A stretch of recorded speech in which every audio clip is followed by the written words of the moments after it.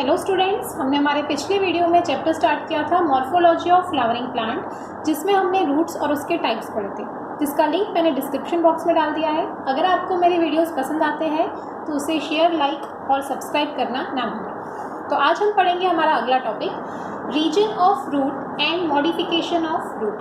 तो सबसे पहले हम देखेंगे कि रूट में कौन कौन से पार्ट्स होते हैं। तो सबसे पहला पार्ट होता है रूट का, रूट कैप। सेकेंड पार्ट होता है region of meristematic activity. Third part होता है रीजन ऑफ एलोंगेशन और फोर्थ पार्ट होता है रीजन ऑफ मैच्योरेशन। तो अब हम स्टेप बाय स्टेप एक एक पार्ट को डिटेल में पढ़ेंगे। तो हमारा पहला पार्ट है रूट कैप।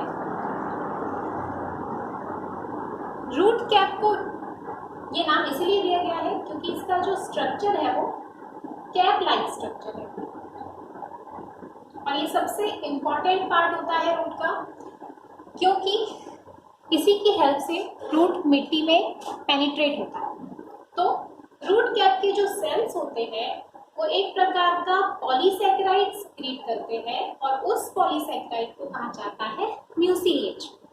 तो ये म्यूसिलेज ल्यूब्रिकेशन का काम करता है। ल्यूब्रिकेशन होने की वजह से जो रूट कैप होता है वो इजीली सॉइल में पेनिट्रेट हो सकते हैं। तीसरा, इसके कुछ जो सेल्स होते हैं वो स्टार्च ग्रेन को सिक्रीट करते हैं और स्टार्च ग्रेन हेल्प करता है ग्रेवी परसेप्शन के लिए। अब ग्रेवी परसेप्शन मतलब ग्रेविटेशनल फोर्स के तरफ रूट का मूवमेंट, उसे कहते हैं ग्रेवी परसेप्शन। और ग्रेवी परसेप्शन के लिए स्टार्च ग्रेन रूट कैप की हेल्प करते हैं। तीसरा, रूट कैप प्रोटेक्ट करता है रूट्स को फ्रिक्शन होने से, प्रोटेक्ट फ्रॉम फ्रिक्शंस। क्योंकि रूट कैप प्रोटेक्टिव होता है और ये रूट के सेल को फ्रिक्शन होने से बचाता है, तो रूट सेल डैमेज नहीं होते और वो बहुत इजीली सॉइल में पेनिट्रेट होते हैं। अब इसके अलावा जो रूट कैप के सेल होते हैं वो बहुत जल्दी पील्ड ऑफ हो जाते हैं एंड उसकी जगह मेरिस्टेमिक सेल के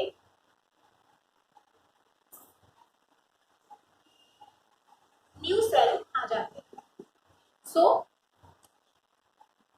रूट कैप के अलग अलग कैरेक्टरिस्टिक है। पहला कैरेक्टरिस्टिक हमने देखा कि इसका जो स्ट्रक्चर होता है वो कैप की तरह होता है, इसीलिए इसका नाम रखा गया है रूट कैप। दूसरा कैरेक्टरिस्टिक है कि रूट कैप के जो सेल होते हैं वो म्यूसिलेज बनाते हैं और ये म्यूसिलेज ल्यूब्रिकेशन का काम करता है। तीसरा कैरेक्टरिस्टिक है ये स्टार्च ग्रेन प्रोड्यूस करता है जो ग्रेवी परसेप्शन का काम करता है, मतलब रूट को अंदर तक मिट्टी में पेनिट्रेट होने के लिए हेल्प करता है। रूट कैप प्रोटेक्ट करता है सेल को फ्रिक्शन होने से और इसके अलावा रूट कैप के जो सेल्स होते हैं वो बहुत जल्दी पील्ड ऑफ हो जाते हैं और उसकी जगह नए सेल्स आ जाते हैं। तो ये रूट कैप के कैरेक्टरिस्टिक थे। इसके अलावा इसके कुछ कैरेक्टरिस्टिक है जिसमें रूट कैप में दो कैटेगरीज होती है। तो रूट कैप की दो कैटेगरीज है, एक होती है सिंपल और दूसरी होती है मल्टी। तो सिंपल टाइप के भी रूट कैप होते हैं और मल्टीपल टाइप के भी रूट कैप होते हैं। सिंपल रूट कैप का एग्जांपल है बनियान और मल्टीपल रूट कैप का एग्जांपल है screw pine.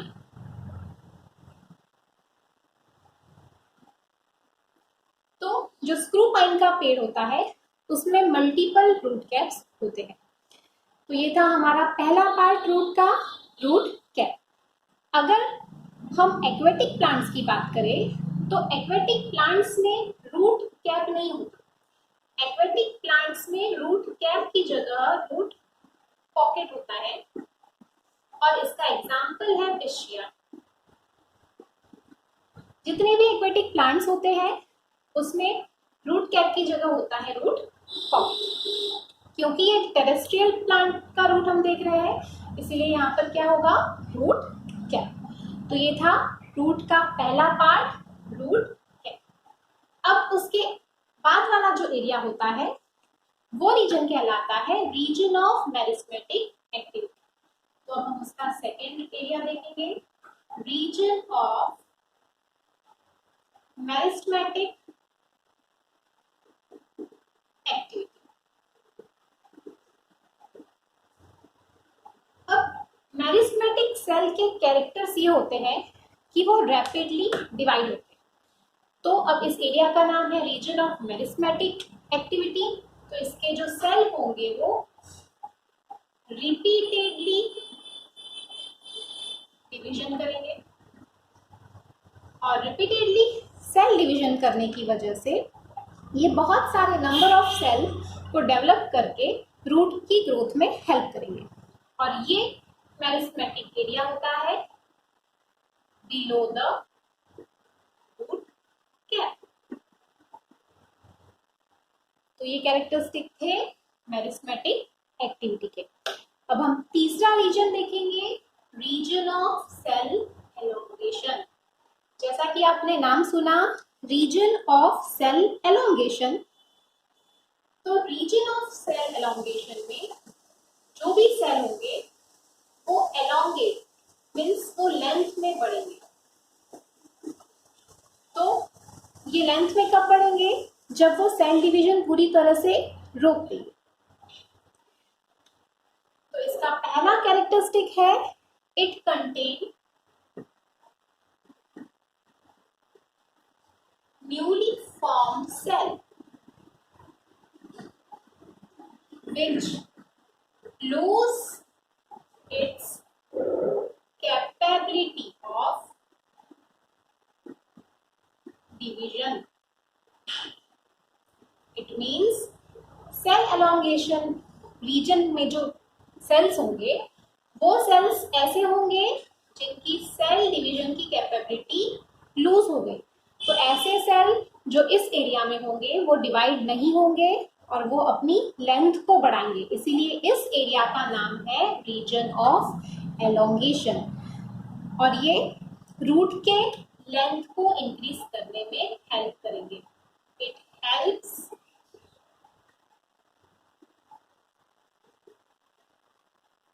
In elongation of root की लेंथ को बढ़ाने में ये हेल्प करेंगे। सो रीजन ऑफ एलोंगेशन के कैरेक्टर्स क्या क्या हुए?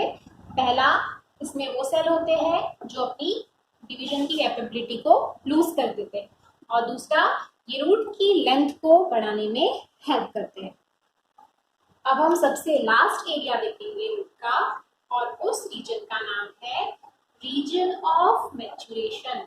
इट मीन्स ऐसा एरिया जहां ना तो एलोंगेशन होगा और ना ही सेल का डिवीजन होगा, और ये रीजन कहलाएगा रीजन ऑफ मैच्योरेशन। तो रीजन ऑफ मैच्योरेशन में जो सेल्स होंगे वो टिश्यू में कन्वर्ट हो जाएंगे, और ये टिश्यू होते हैं वेस्क्यूलर टिश्यू, और ये vascular tissue xylem and film के फॉर्म में कन्वर्ट हो जाएंगे। तो इसका पहला कैरेक्टरिस्टिक क्या है? रीजन ऑफ मैच्योरेशन के सेल टिश्यू में कन्वर्ट हो जाएंगे, वो टिश्यू होंगे जाइलम और फिलम। और ये एरिया रीजन ऑफ मैच्योरेशन, ये एरिया पानी और मिनरल को एब्जॉर्ब करने में हेल्प करेगा। तो ये क्या करेगा? वाटर एब्जॉर्प्शन का काम करेगा। यहाँ पर होगा वाटर एब्जॉर्प्शन, और इस एरिया में प्रेजेंट होंगे root hairs. Root hairs are present. क्योंकि ये टेरेस्ट्रियल प्लांट है, टेरेस्ट्रियल प्लांट का रूट है, इसीलिए इसमें रूट हेयर्स होंगे। लेकिन अगर ये एक्वेटिक रूट होगा तो उसमें रूट हेयर नहीं होंगे। तो इसका एक एक्स्ट्रा पॉइंट है, aquatic root do not contain root hairs. Aquatic root में रूट हेयर्स प्रेजेंट नहीं होते। तो लास्ट पार्ट है रीजन ऑफ मैच्योरेशन, जिसमें हमने देखा कि इसके जो सेल होते हैं वो वेस्कुलर टिश्यू में कन्वर्ट हो जाते हैं, मैच्योर टिश्यू में कन्वर्ट हो जाते हैं, जाइलम और फिलम जैसे टिश्यूज बनाते हैं जो वाटर और मिनरल को एब्जॉर्प्शन करता है। रूट्स में हेयर प्रेजेंट होते हैं, ये वो एरिया होता है जहां रूट हेयर्स प्रेजेंट होते हैं। और अगर ये एक्वेटिक प्लांट का रूट हो तो उसमें रूट हेयर्स नहीं होते, उसमें रूट हेयर एब्सेंस होते हैं। तो ये था रूट के अलग अलग पार्ट, जिसमें हमने 4 पार्ट को कवर किया। First is the root cap, second is the region of meristematic activity, third is the region of elongation and last one is the region of maturation. तो ये था पार्ट ऑफ रूट्स। अब हम हमारे अगले topic पर बढ़ते हैं जिसका नाम है मॉडिफिकेशन ऑफ रूट। तो हमने हमारे पिछले वीडियो में देखा था कि रूट के क्या क्या फंक्शंस होते हैं। तो हमने देखा था कि रूट वाटर मिनरल एब्जॉर्ब करता है, वाटर मिनरल एब्जॉर्ब करने के अलावा वो सपोर्ट प्रोवाइड करता है। तो कुछ प्लांट्स के रूट होते हैं जो अपने आप को मॉडिफाइड कर लेते हैं according to the additional function को परफॉर्म करने के लिए। तो ऐसे कौन से एडिशनल फंक्शन है जिसकी वजह से रूट अपने आप को मॉडिफाई करते हैं? तो पहला वो अपना मॉडिफिकेशन करते हैं स्टोरेज ऑफ फूड। फूड को स्टोर करने के लिए वो अपना मॉडिफिकेशन करते हैं। दूसरा, प्लांट को मैकेनिकल सपोर्ट प्रोवाइड करने के लिए वो अपना मॉडिफिकेशन करते हैं। और तीसरा, प्लांट की फिजियोलॉजिकल फंक्शन परफॉर्म करने के लिए वो मॉडिफाइड होते हैं। तो 3 कारण की वजह से रूट अपने आप को मॉडिफाई करते हैं। पहला है फूड को स्टोर करने के लिए, दूसरा है मैकेनिकल सपोर्ट प्रोवाइड करने के लिए, और तीसरा है फिजियोलॉजिकल फंक्शन करने के लिए। तो अब हम पॉइंट बाय पॉइंट सारे टॉपिक को डिटेल में पढ़ेंगे। तो पहला हम पढ़ेंगे स्टोरेज ऑफ फूड। अब स्टोरेज ऑफ फूड में रूट अपने आप को कैसे मॉडिफाई करता है? तो वो 3 प्रकार से स्टोरेज करता है। पहला वो करता है कोनिकल रूट बना के, दूसरा वो बनाएगा फ्यूजिफॉर्म रूट। इसके एग्जांपल्स भी हम देखेंगे। और तीसरा वो करेगा नेपिफॉर्म।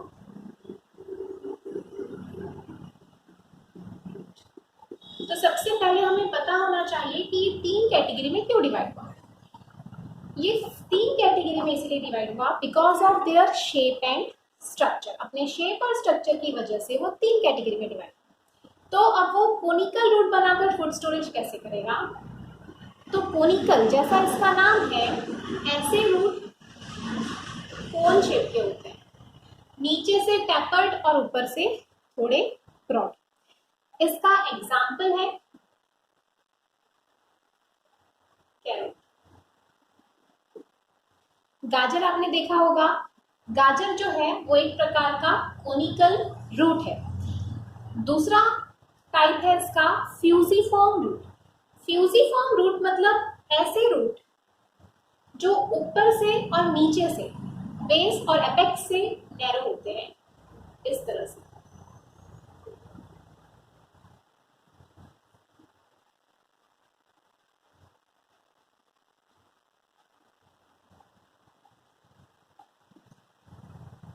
तो इसका एग्जाम्पल है मूली। रेडिश जो होता है, रेडिश होता है फ्यूजिफॉर्म रूट। और सबसे लास्ट टाइप है नेपिफॉर्म रूट। अब नेपिफॉर्म रूट यानी जो राउंड शेप के होते हैं, जो स्पेरिकल स्ट्रक्चर देते हैं इस तरह से।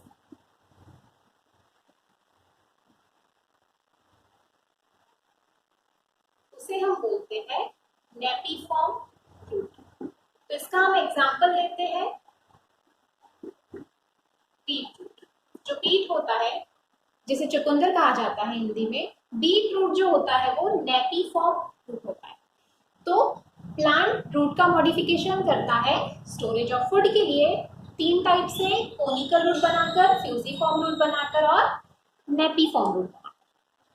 अब हम सेकेंड मॉडिफिकेशन देखेंगे कि कैसे प्लांट मैकेनिकल सपोर्ट के लिए अपने रूट को मॉडिफाई करता है। तो मैकेनिकल सपोर्ट, सेकेंड हमारा रूट मॉडिफिकेशन है मैकेनिकल सपोर्ट। इस टाइप के रूट प्लांट में बनते हैं प्लांट को सहारा देने के लिए, प्लांट को सपोर्ट करने के लिए। तो इसमें दो कैटेगरी है, पहली है एपिफाइटिक रूट्स और इसकी दूसरी कैटेगरी है स्लिट रूट्स। स्टिल्ट रूट्स जो होते हैं ये शुगर कैन में देखे जाते हैं। First is the epiphytic and second is the stilt root.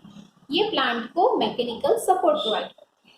अब एपिफाइटिक का हम एग्जांपल लेते हैं, ग्रेपवाइन।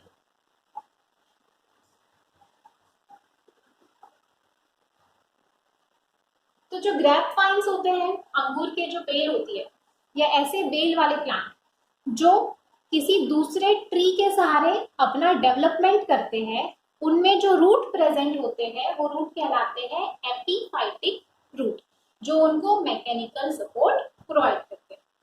दूसरा एग्जांपल हम ले लेते हैं ऑर्किड्स। ऑर्किड्स भी एपिफाइटिक रूट कैरी करता है। उसके बाद हमारा सेकेंड एग्जांपल है स्टिल्ट रूट। अब स्टिल्ट रूट का जो एग्जांपल है वो हमको देखने मिलता है शुगर कैन में, गन्ना। शुगर कैन जो होती है, आपने देखा होगा शुगर कैन में बहुत सारे नोड्स होते हैं और उसकी रूट्स होती है, रूट सिस्टम सॉइल के नीचे। लेकिन ये सिर्फ इस रूट सिस्टम के सपोर्ट पर नहीं रहता, शुगर कैन के जो स्टेम होते हैं वो भी रूट्स को डेवलप करते हैं और वो भी सॉइल में पेनिट्रेट होते हैं और इस तरह से ये जो रूट कहलाते हैं, जो स्टेम से रिलीज हुए हैं, वो स्टिल्ट रूट कहलाते हैं। और ये स्टिल्ट रूट प्लांट को, शुगर कैन को मैकेनिकल सपोर्ट प्रोवाइड करते हैं। तो रूट का मॉडिफिकेशन क्यों हुआ? मैकेनिकल सपोर्ट प्रोवाइड करने के लिए। इसके दो टाइप है, एपिफाइटिक रूट जो हमको बेल जैसे प्लांट में देखने मिलते हैं, ग्रेपवाइन और ऑर्किड्स जो दूसरे प्लांट में सहारा लेने के लिए ऐसे रूट बनाते हैं। और सेकेंड हमने देखा स्टिल्ट रूट जो शुगर कैन में होते हैं, जिसमें उस शुगर कैन को सपोर्ट करने के लिए एक्स्ट्रा रूट पेनिट्रेट होते हैं सॉइल में और ये ओरिजिनेट होते हैं स्टेम से। तो ये हमारा सेकेंड मॉडिफिकेशन था मैकेनिकल सपोर्ट। अब हम लास्ट देखेंगे कि क्यों मॉडिफिकेशन होता है फिजियोलॉजिकल पर्पस के। तो हमारा सबसे लास्ट फंक्शन है फिजियोलॉजिकल फंक्शंस। फिजियोलॉजिकल फंक्शंस का हम सबसे कॉमन एग्जांपल लेते हैं जो हमने हमारे पिछले वीडियोस में भी देखा था, मैंग्रोव्स। मैंग्रोव्स का मैंने आपको बताया था, मैंग्रोव्स यानी ऐसे प्लांट जो दलदल में डेवलप होते हैं। और इसका हम एग्जांपल लेते हैं राइजोफोरा। तो मैंग्रोव्स मतलब दलदल में डेवलप होने वाले प्लांट। तो जो प्लांट दलदल में डेवलप होते हैं उनका जो रूट सिस्टम होता है, क्योंकि वो दलदल है तो सॉइल में बहुत सारा वाटर भी होता है, जिसकी वजह से सॉइल में एरेशन नहीं हो पाती। तो एरेशन के लिए ऐसे प्लांट्स रूट को मॉडिफाई करके इस तरह से सॉइल के बाहर आते हैं और ये सॉइल के बाहर आकर ब्रीथिंग प्रोसेस करते हैं और इसीलिए इसे कहा जाता है फिजियोलॉजिकल फंक्शन। मतलब ये प्लांट को एरेशन प्रोवाइड करने के लिए रूट ने अपने आप को मॉडिफाई किया और ये सॉइल के ऊपर आकर डेवलप हुआ और यहाँ वो प्रोसेस करेगा ब्रीथिंग और प्लांट को ऑक्सीजन प्रोवाइड करेगा। तो ये था फिजियोलॉजिकल फंक्शन। तो हमने मॉडिफिकेशन ऑफ रूट में 3 टाइप देखे। पहला हमने देखा कि कैसे प्लांट अपने फूड को स्टोर करने के लिए अपने रूट को मॉडिफाई करता है। दूसरा हमने देखा कैसे वो मैकेनिकल सपोर्ट प्रोवाइड करने के लिए रूट को मॉडिफाई करता है। और लास्ट हमने देखा कैसे वो फिजियोलॉजिकल फंक्शंस परफॉर्म करने के लिए भी अपने रूट को मॉडिफाई करता है। तो ये था आज का हमारा टॉपिक, जिसमें हमने पढ़ा रूट के अलग अलग रीजन कौन कौन से होते हैं, और modification of root. Thank you.